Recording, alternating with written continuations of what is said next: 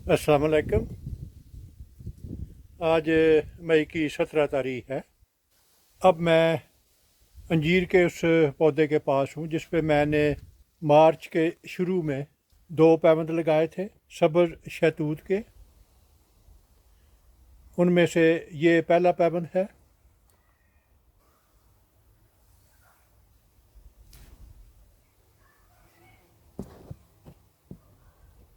और ये है दूसरा पैबंद। और इसी वैरायटी का एक ये पैबंद है जो कि मैंने उससे एक हफ़्ता बाद 17 तारीख को यहाँ पे लगाया था। और ये पहले 2 पैबंद वो अंजीर पे थे, ये पैबंद आलू बहारे की शाख पे है। और इसी वैरायटी का एक और पैबंद जो मेरा प्लम नंबर 1 है उसकी एक शाख पे लगाया था। और ये है वो।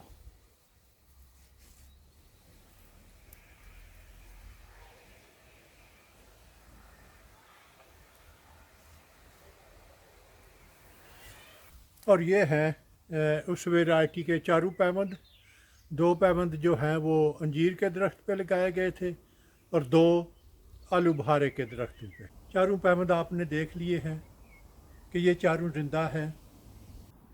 पहले कई वीडियो में मैंने बताया है कि आप सिर्फ उसी फैमिली में से पैबंद लगा सकते हैं। आप सेब पे सेब का पैबंद, आलू बुखारे पे आलू बुखारे का पैबंद, बेरी पे बेरी का पैबंद। इसके अलावा अगर आप बाहर से कोई लगाना चाहें उसकी कामयाबी के इम्कानात ना होने के बराबर होंगे।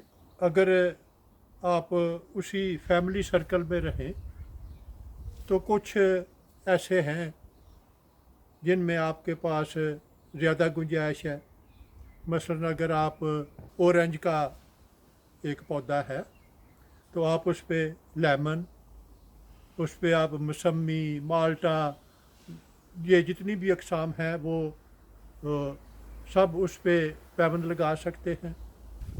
इसी तरह ये आलू बहारे के दरख्त हैं तो ये भी काफ़ी बड़ी फैमिली है। इसमें भी आपके पास काफ़ी वैरायटी मौजूद हैं जो कि इन पे आप चला सकते हैं। मसलन आप उन पे बादाम, खुबानी, नेक्टरीन, चेरी, पीचेस, ब्लू आर्ट, ये सभी वैरायटी जो हैं ये आप एक दूसरे पे लगा सकते हैं क्योंकि ये इनका तल्लक एक ही फैमिली से। अगर आप तजर्बा करना चाहें तो आप किसी भी वैरायटी का सायान लेके तो आप किसी भी जगह तजर्बा कर सकते हैं, आपको कोई रोकने वाला नहीं है।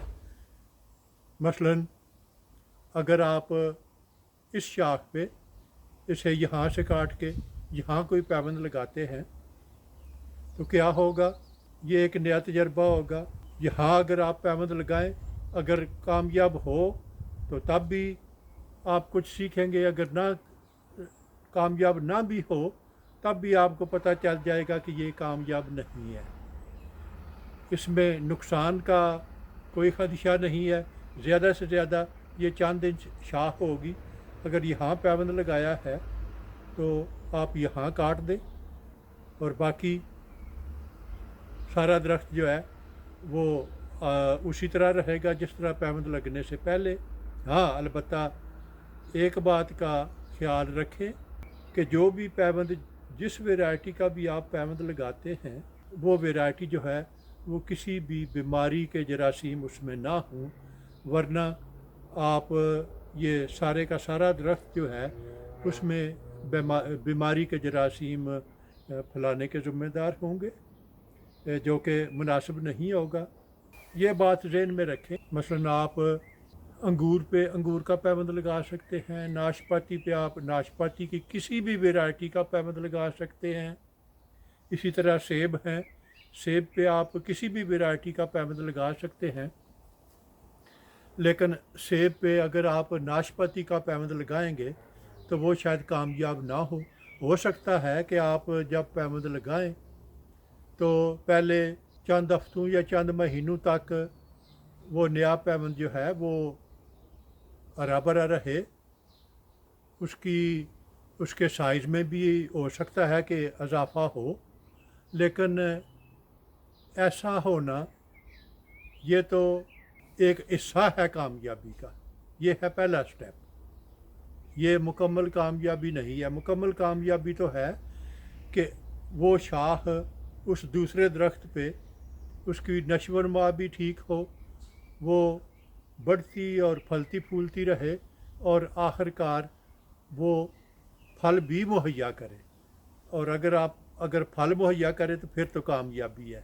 लेकिन अगर वो चंद महीने उसका साइज़ बढ़ता रहता है, वो सरसब्ज़ रहती है, लेकिन उसके बाद वो फल भी मुहैया नहीं करती या खुश्क हो जाती है या मर जाती है, तो ये कामयाबी नहीं है। ज़्यादातर तो ऐसा ही होता है। हो सकता है कि 100 में 1% ऐसा हो, कोई दूसरा पैबंद जो है, दूसरी जिनका ज़ाहिर आपस में कोई तल्लक ना हो और वो कामयाब हो जाए, तो ये एक नया तजर्बा होगा जो कि तजर्बा करने से ही पता चलेगा। अगर आपको मेरा काम पसंद आए तो अपने दोस्त, अहबाब और रिश्तेदारों के साथ शेयर करें। मेरा वजूद इस वसी दुनिया में एक छोटे से छोटे नुक्ते से भी कई मिलियन छोटा है। अगर आप एक दफ़ा मुझे गुम कर देंगे तो फिर शायद आपके लिए मुझे ढूंढ निकालना मुश्किल हो जाए। तो क्यों ना इससे बचने के लिए आप मेरे चैनल को सब्सक्राइब करें, तो आपके लिए मुझ तक रसाई आसान होगी। शुक्रिया।